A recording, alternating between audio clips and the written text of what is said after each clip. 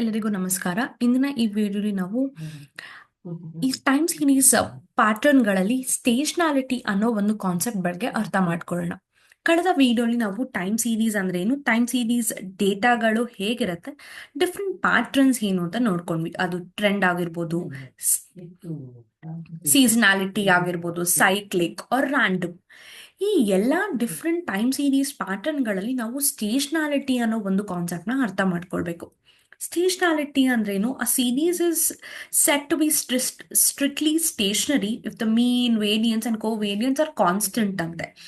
ಅಂದ್ರೆ ಏನಪ್ಪಾ ಅಂತ ಅಂದ್ರೆ, ಇಲ್ಲಿ ನೋಡಿರ್ಬೋದು, over a period of time data ಪಾಯಿಂಟ್ಗಳು ಚೇಂಜ್ ಆಗ್ತಾ ಹೋಗ್ತಾ ಇದೆ.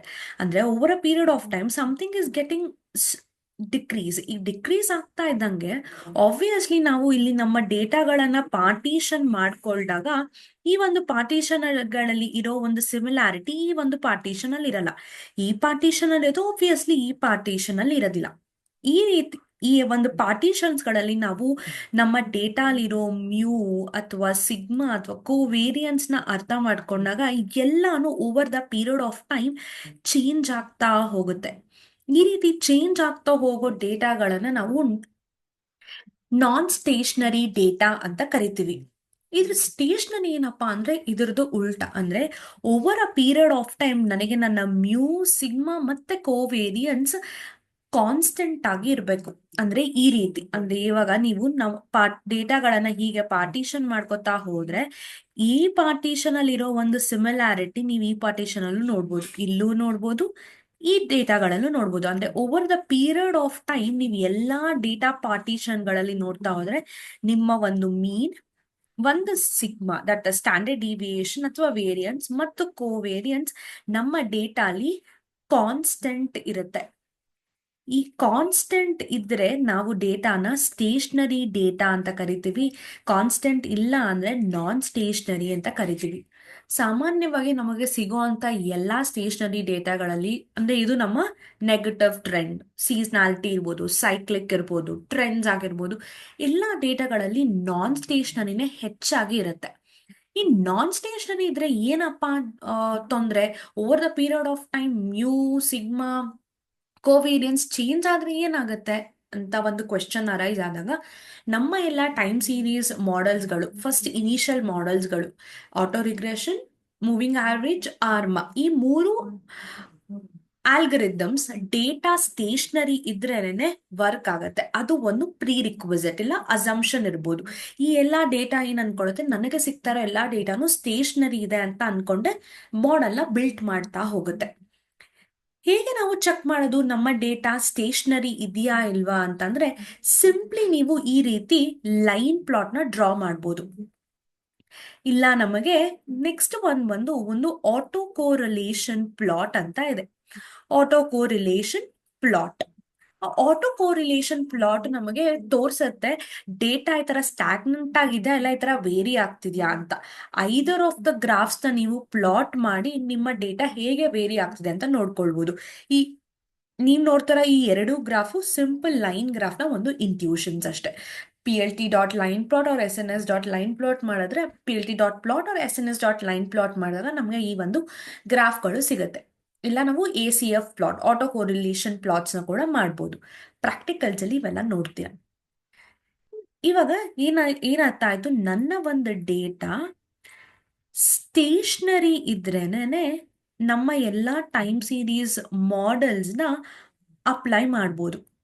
ಇಲ್ಲ ಅಂದ್ರೆ ಏನ್ ಮಾಡೋದು? ಇಲ್ಲ ಅಂದ್ರೆ ನೀವು ನಾನ್ ಸ್ಟೇಷನರಿ ಡೇಟಾನ ಸ್ಟೇಷನರಿ ಆಗಿ ಕನ್ವರ್ಟ್ ಮಾಡ್ಕೊಳ್ಬೇಕು. ಯಾವ ರೀತಿ ಅಂದ್ರೆ ಡಿಫ್ರೆನ್ಸಿಂಗ್ ಅನ್ನೋದು ಆ ಟೆಕ್ನಿಕ್ ನ ಹೆಸರು. ಈಗ ಏನರ್ಥ ಆಯ್ತು, ನಮ್ಮ ಡೇಟಾ ಇರತ್ತೆ, ಅದು ನಾನ್ ಸ್ಟೇಷನರಿ ಇತ್ತು ಅಂದ್ರೆ ನಮ್ಮ ಯಾವ ಟೈಮ್ ಸೀರೀಸ್ ಮಾಡೆಲ್ಸ್ ಗಳನ್ನ ನಾವು ಅಪ್ಲೈ ಮಾಡೋದಕ್ಕಾಗಲ್ಲ. ಆಗ ಏನ್ ಮಾಡ್ಬೇಕು, ಈ ಒಂದು ನಾನ್ ಸ್ಟೇಷನರಿ ಡೇಟಾ ಪಾಯಿಂಟ್ಸ್ ನಾವು ಸ್ಟೇಷನರಿ ಆಗಿ ಕನ್ವರ್ಟ್ ಮಾಡಬೇಕು. ಹೇಗೆ ಸ್ಟೇಷನರಿ ಆಗಿ ಕನ್ವರ್ಟ್ ಮಾಡೋದು? ಕಾನ್ಸೆಪ್ಟ್ ಏನಪ್ಪಾ ಅಂದ್ರೆ ಅದು ಡಿಫ್ರೆನ್ಸಿಂಗ್. ಡಿಫ್ರೆನ್ಸಿಂಗ್ ಅನ್ನೋದು ನಮ್ಮ ಒಂದು ಕಾನ್ಸೆಪ್ಟ್ನ ಹೆಸರು. ಅಂದ್ರೆ differencing is a concept which will change your non stationary data to stationary data. ಎಷ್ಟು ಬಾರಿ ನಾನು ಡಿಫ್ರೆನ್ಸಿಂಗ್ ನ ಅಪ್ಲೈ ಮಾಡ್ಬೋದು? ಮ್ಯಾಕ್ಸಿಮಮ್ ನಮ್ಮ ಡೇಟಾಗೆ ನಾವು 2 ಬಾರಿ ಡಿಫ್ರೆನ್ಸಿಂಗ್ ನ ಅಪ್ಲೈ ಮಾಡ್ಬೋದು. ಈ ಡಿಫ್ರೆನ್ಸ್ ಮಾಡಿರೋ ಡೇಟಾನ ನಾವು ಏನಂತ ಕರಿತೀವಿ? ಇಂಟಿಗ್ರೇಟೆಡ್ ಆರ್ಡರ್ ಆಫ್ ಒನ್ ಅಂತ ಕರಿತೀವಿ. ಅಂದ್ರೆ ಈಗ 1 ಬಾರಿ ನಾನು ಡಿಫ್ರೆನ್ಸಿಂಗ್ ನ ಅಪ್ಲೈ ಮಾಡಿ ರಿಸಲ್ಟೆಂಟ್ ಡೇಟಾನ ನಾನು integrated order of one or differenced order of one ಅಂತ ಕರಿತೀನಿ. ಹೇಗೆ ಡಿನೋಟ್ ಮಾಡ್ತೀವಿ ಅಂದ್ರೆ ಐ ಆಫ್ ಡಿ ಅಂತ ಡಿನೋಟ್ ಮಾಡ್ತೀವಿ. ಹೇಗೆ ನಾನು ಈ ಡಿಫ್ರೆನ್ಸಿಂಗ್ ನ ಅಪ್ಲೈ ಮಾಡೋದು ಅನ್ನೋದ್ರ ಬಗ್ಗೆ ಸಣ್ಣ ಒಂದು ಎಕ್ಸಾಂಪಲ್ ತಿಳ್ಕೊಳ್ಳೋಣ. ಇದು ನನ್ನ ಡೇಟಾ ಇದೆ. ಒಂದು ಲೈನ್ ಪ್ಲಾಟ್ ಡ್ರಾ ಮಾಡೋಣ, ವೇರಿನ್ ನಾನು ಸೇಲ್ಸ್ ನ ವೈ ಆಕ್ಸಿಸ್ ಅಲ್ಲಿ ತಗೊಳ್ತಾ ಇದೀನಿ, ಡೇಟ್ ಟೈಮ್ ಸ್ಟಾಂಪ್ ನ ಎಕ್ಸ್ ಆಕ್ಸಿಸ್ ಅಲ್ಲಿ ತಗೋತಿದೀನಿ. ಏನಿದೆ ಡೇಟ್ಸ್ ಅಲ್ಲಿ? ಡೇಟ್ ಅಲ್ಲಿ ಜಾನ್ವರಿಗೆ 10 ಯೂನಿಟ್ಸ್ ಆಫ್ ಸೇಲ್ಸ್ ಇದ್ರೆ ಫೆಬ್ರವರಿಗೆ 20 ಯೂನಿಟ್ಸ್ ಆಫ್ ಸೇಲ್ಸ್ ಇದೆ. 12 ಯೂನಿಟ್ಸ್ ಮಾರ್ಚ್ ಇದ್ರೆ 22